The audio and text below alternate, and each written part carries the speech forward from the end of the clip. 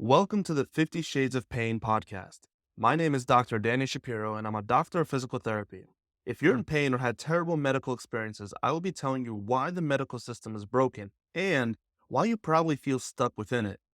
If you've ever left a doctor's office and thought, what was that? Is that it?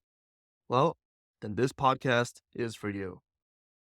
So, this episode might surprise a lot of you, might shock you, might anger you.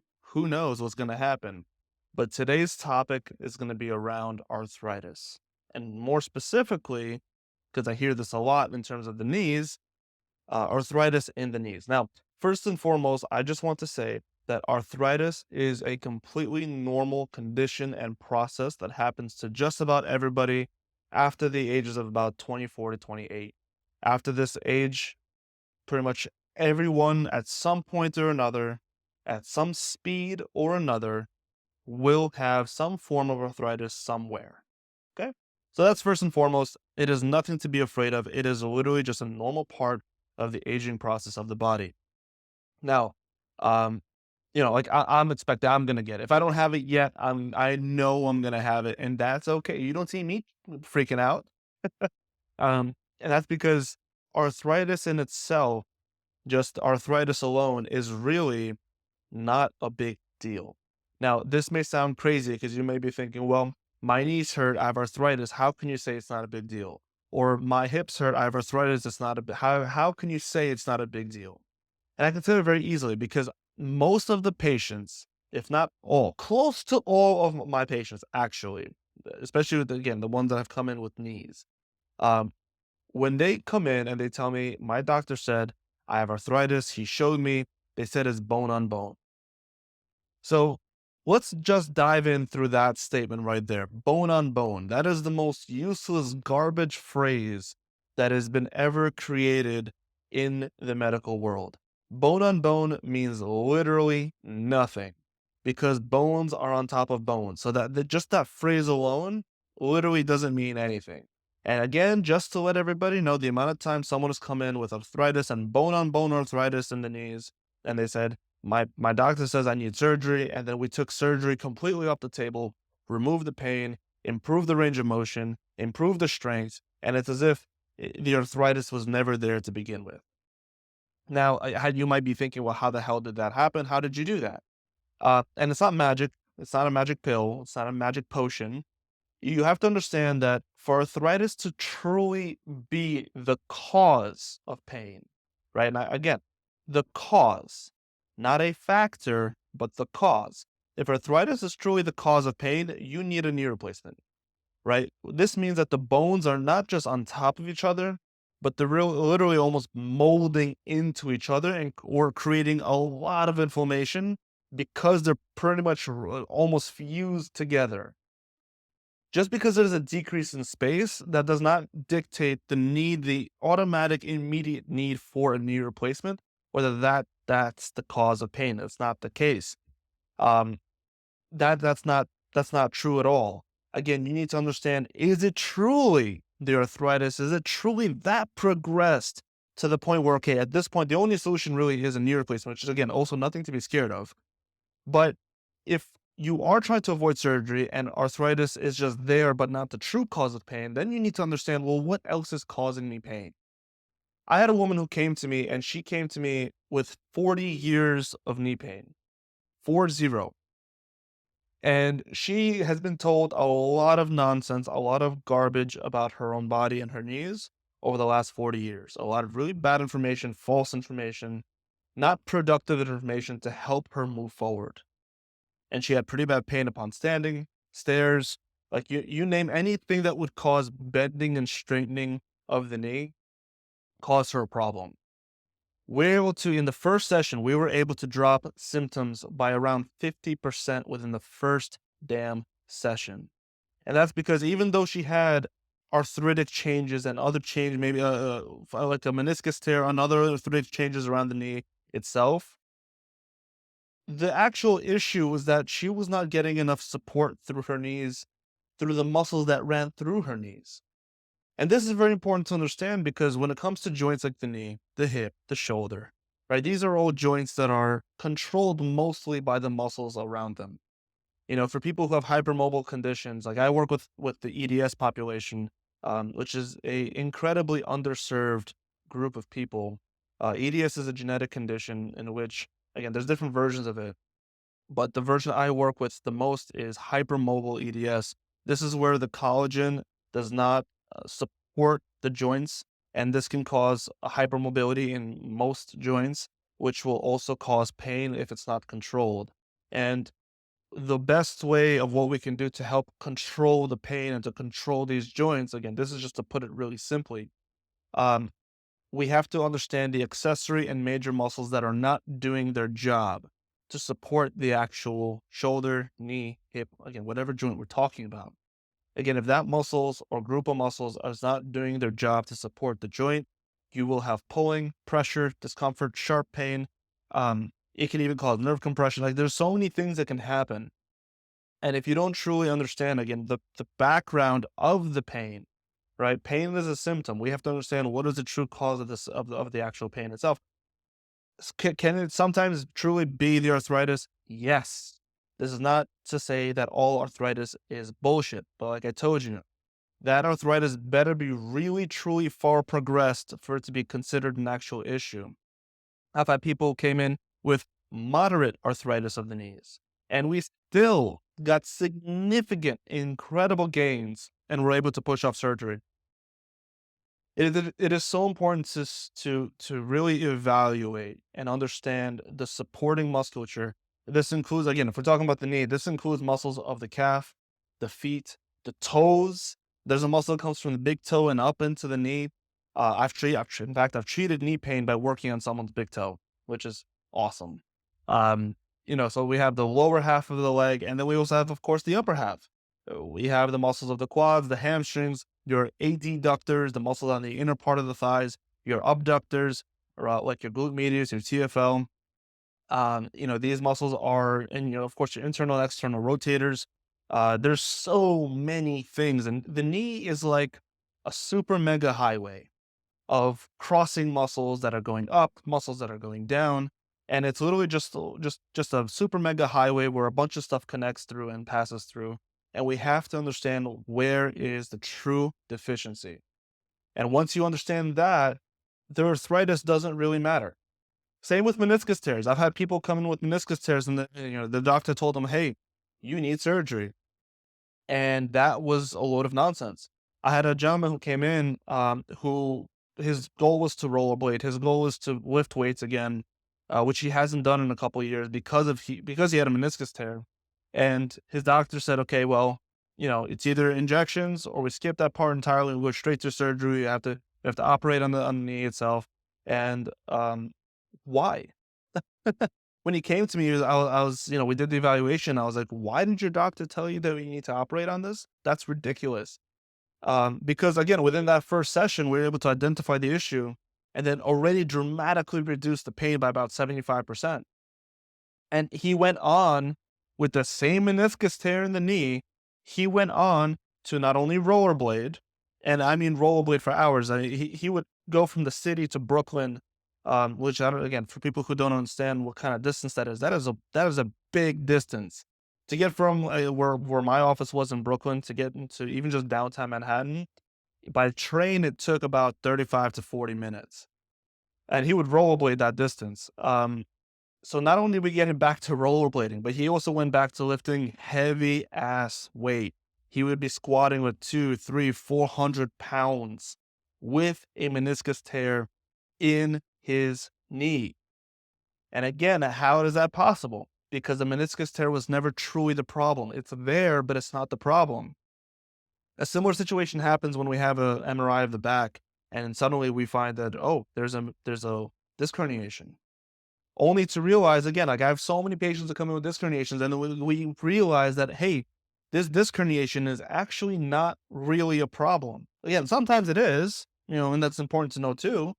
But the disc herniation that someone had 6 years ago is not the problem of today. The problem of today is entirely different from what happened 6 years ago, or 3 years ago, or a year and a half ago.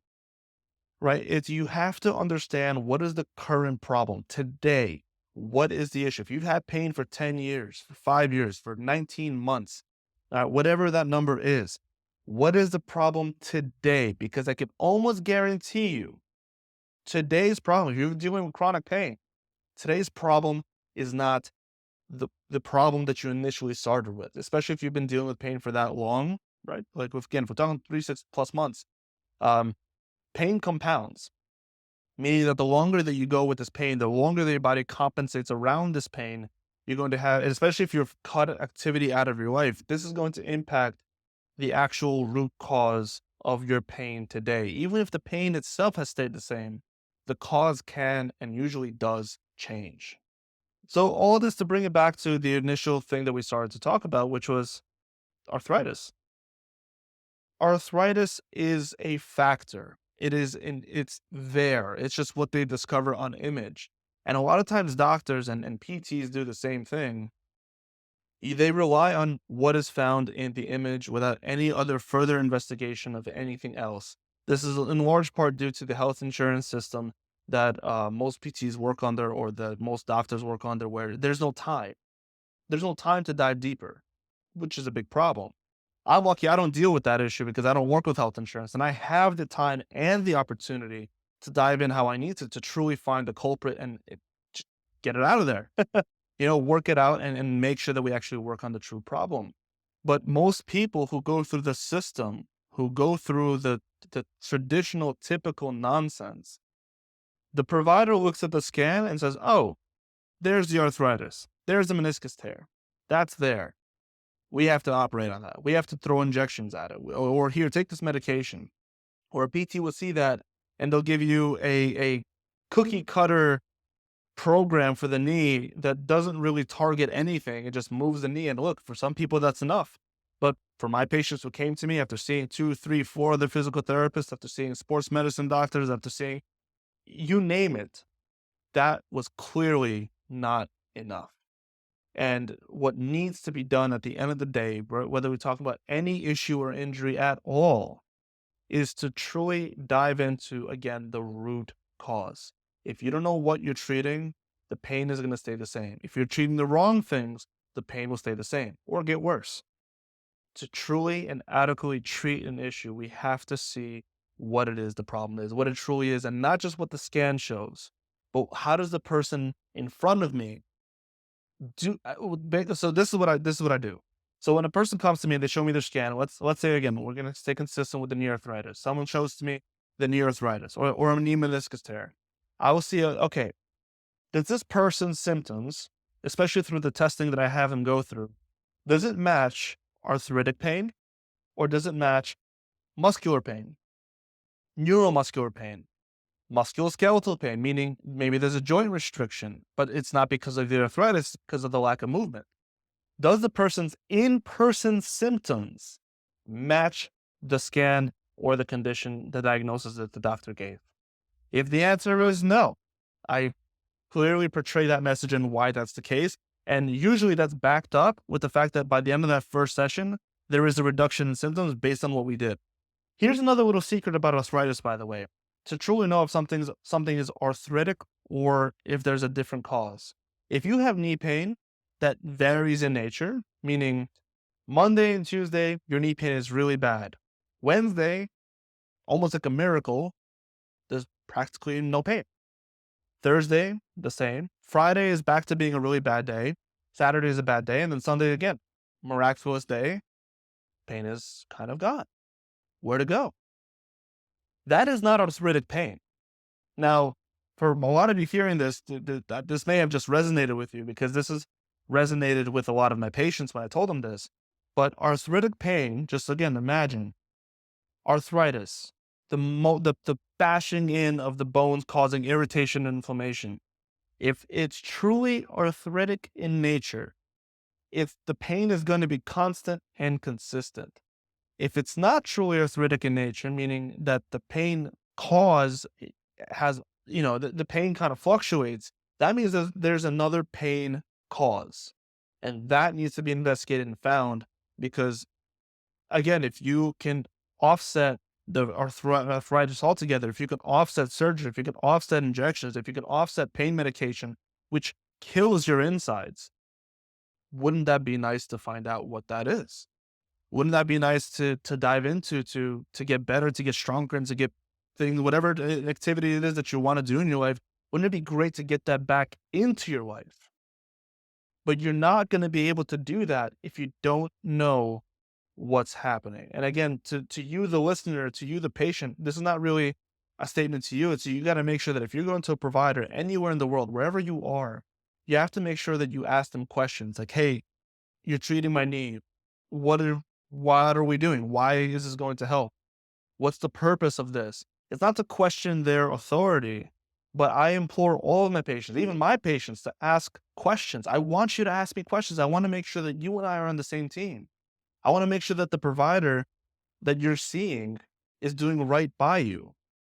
Because if they're just doing things just to do things and they're running through a cookie cutter program, you got to go to a different person, right? You have to do that because that's in your best interest. If you're trying to avoid long-term pain, you're trying to avoid injections, you're trying to avoid medication, you're trying to avoid surgery, you must find a provider who looks at you in your entirety and really finding, okay, again, if it's arthritis, if it's really arthritis, that's the problem. What are the next steps? What do we got to do? However, if arthritis is there, but that's not the true cause of pain, what do we got to do? What's the plan? What's the program?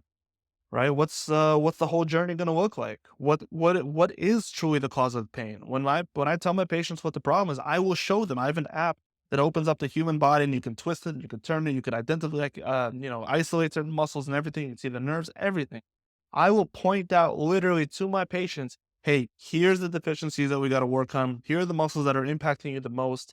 Here's what we're going to, here's what the whole picture of what the journey is going to look like. This is what I do because I want my patients to be informed, educated, and understand why it is that we're doing what we're doing. And then, the journey also becomes just that much better, of course, but everyone's on the same page. And the fear of arthritis, the fear of meniscus tears, the fear of disc herniations, any issue that you can think of, the fear of the condition and diagnosis goes away. And we focus on the productive work. I hate putting emphasis or focus on the diagnosis. I diagnose the problem, but not in terms of labeling the issue with a condition, because that's only going to instill more fear, anxiety, and uncertainty. Again, I will tell you what the problem is in a way of, it's in a productive way. It's in a productive manner because it's kind of dictate the plan of like, look, here are the structures that we got to finagle. Here's the structures that we got to move, strengthen, mobilize, whatever it is. But don't worry, everything is fine. It seems complex, but it's really, truly not. Look, at the end of the day, I wanted to do this podcast episode because I really want to emphasize the fact that arthritis truly is not a big deal, right? It's not something to be fearful on. It's not something to be scared of. And again, if you do have to go for a knee replacement, hey, you're getting a brand new joint. Again, nobody wants to go through surgery, and if we can avoid surgery, we should do so at all times. But if you do have to go through a surgery, don't be afraid. You're getting a brand new joint, and it should be good for a pretty long time. Just make sure you find a good surgeon. But for many, many people, for all the people that came through my office, I have never had anybody who came in to me for their knees go through surgery. At least not yet. Every patient that came in with their knees, we were able to identify and actually able to identify the problem and help them through it to diminish their pain and get them to a place where they actually feel really, really damn good. In fact, I had one woman who cursed me out because, on day one, I told her, hey, we're going to take your knee braces, which she couldn't function without. She couldn't go up and down stairs. She couldn't leave her house without her putting on her knee braces. And I told her in the beginning, like, hey, we're going to burn these knee braces. She goes, no way. And then sure enough, a few weeks later, I had her running up and down the stairs to her shock. And she was cursing me out from the disbelief that was actually happening, that she was running up and down the stairs without her brace. And more importantly, without pain, which was amazing. That was so damn awesome. Again, beautiful things can happen when you actually find the true cause of the pain. And I just want to give you all some hope and understand that just because you have arthritis, even if the doctor says bone on bone, that phrase means nothing. And there is truly hope for you. There's hope for everybody. But I just want you to realize that and to bring that forward and to really be determined to find an excellent provider who's going to listen to you, who's going to take care of you, who's going to answer your questions, and who's going to guide you in the right direction. So I hope this was helpful, and I hope you all have a wonderful, wonderful day.